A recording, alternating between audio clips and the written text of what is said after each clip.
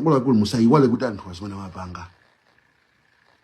Chilima kumupanga ndi chisiru chigawenga mwene kukamwika potero pa life goes on ndikumayankhula motumbwa ndikumayankhula mosimbwa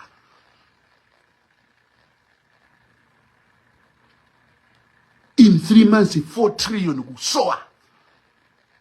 mundu kutenga ndrama ya kumuya mafuta kuba kuika nthumba anthu kumavutika kukatenga ndrama za forex ku reserve bank ukaimenyesa black market kwa mwenye ndrama kuika nthumba ziko kumakhala panda forex anthu kumavutika ma business kuseka anthu kumavutika even kupanga travel even za medical anthu umapita kunja even akudwala kulephera mali wina ndi 4 billion kunyumba maulendo mbwe ukatuyankhule akukumanga ukatutere akukupha ndi amene ukumasekerera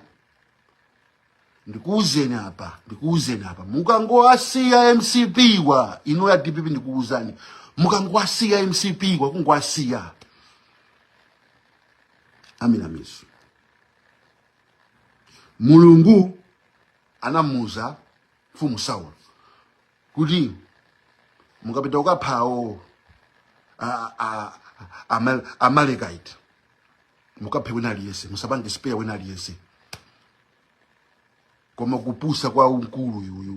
mfumu Sauli anamusiya mfumu Agagi Mulungu atampanga woni kuti